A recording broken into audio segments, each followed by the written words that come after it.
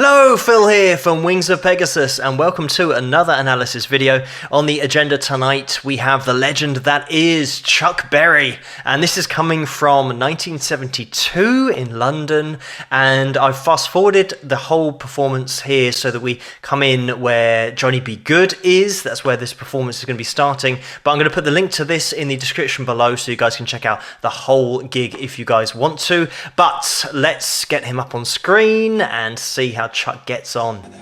Deep down in Louisiana, close to New Orleans, way back up in the woods among the evergreens, there stood a log cabin made of earth and wood, where lived a country boy named Johnny B. Good, who never ever learned to read or write well. He could play a guitar like a ring and a bell. Go, go, go, Johnny, go, go, go, Johnny, go, go.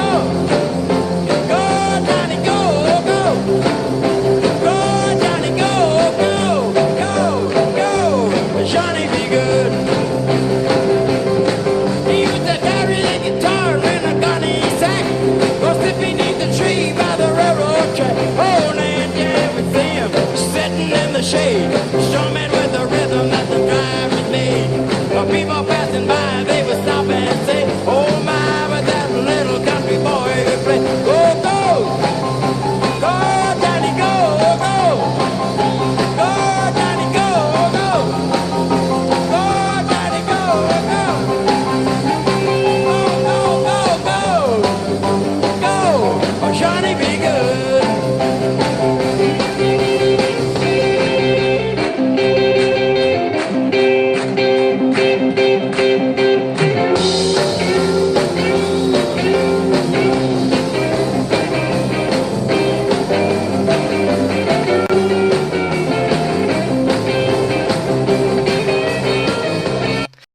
I'm just going to jump in here because Chuck Berry was just one of those guys that absolutely started to add entertainment into the mix. As well as singing and playing guitar, throwing that entertainment in is one of those things that really raised the bar for everybody, because there were so many players that just either played guitar and didn't sing, or sang and didn't play guitar. Some guys put those two things together, but then they weren't actually that entertaining. But Chuck was absolutely just the full package in one guy. Check out this whole gig and just look at Chuck Berry's handspan. He was absolutely born to play guitar. The fact that he's playing that classic rock and roll progression, of course he's made it classic, but he's playing it down at the bottom of the guitar, just really easily getting those stretches in there. What you'll find with some players with smaller handspans, you have to move a lot higher up on that low E string rather than playing it down at the bottom of the guitar on the A string, and it makes it easier to play higher up the guitar. But Chuck's got such a span, he can just play it effortlessly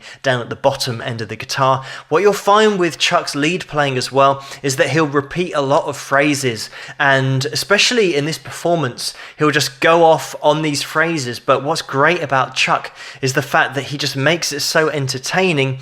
It's not really that much of an issue that he's spending a lot of time on particular phrases and repeating them. That's very much his style. The way that he plays and throws these phrases together, because they were so unique to him, because he concentrated so much time on particular runs, particular phrases, he very much has his own sound. Even to the point where if I'm teaching somebody and I'm playing a rock and roll progression or a little bit of lead, and I'll play a line and they'll say, oh, that's Chuck Berry, that line was. That's how recognizable the lines are that Chuck was playing. That's how revolutionary he was, almost copywriting that sound of playing, that whenever somebody else does it, it's now referred to as his style of playing. Just as a test, think of the intro to Johnny B. Good. You'll be able to sing it perfectly in your head because of that melody is so strong.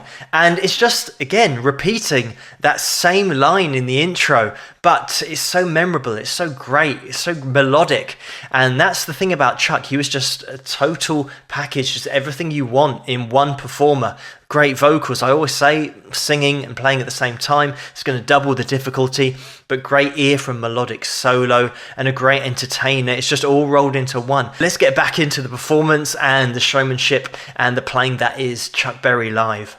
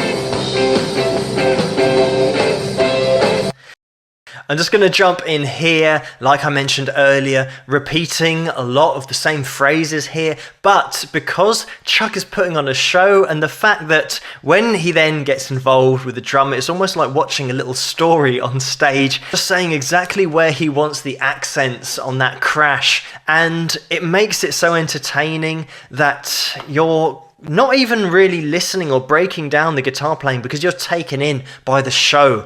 And so many players didn't have that element in their live playing, in their show. Chuck absolutely told a story not only through his music but also on stage, just going around interacting with not only the crowd but also the members of the band and really orchestrating everything. He was totally in control. Just a little bit about Chuck, the fact that when he was at high school, he was actually convicted of armed robbery and then I think spent a few years, 3 years in effectively like a youth institution. And once he got out of there, he really settled down, he got married and he got back into his guitar playing.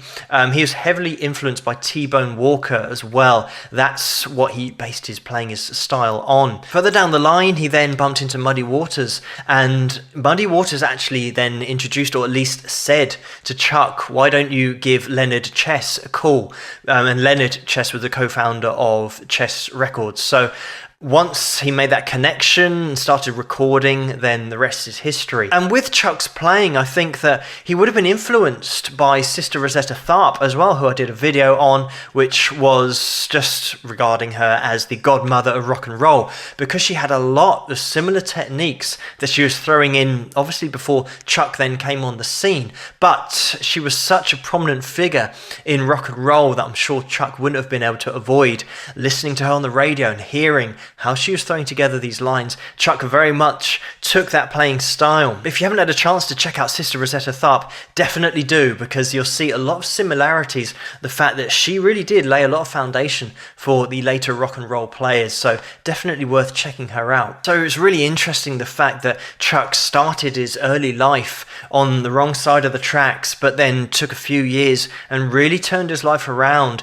concentrated on the music, settled down, and really focused on performing and entertaining and writing and really getting his guitar playing up to a great standard. Chuck absolutely knew this, the fact that he had the voice and he had the guitar ability as well. He could play exactly what he wanted to and how he wanted to on the guitar. He got his playing up to that level where he could emote what he wanted to and come up with the lines and really phrase them as he wanted to as well. On the entertainment side as well, the fact that Chuck's got his own move, the duck walk, that so many guitarists have done after him as well.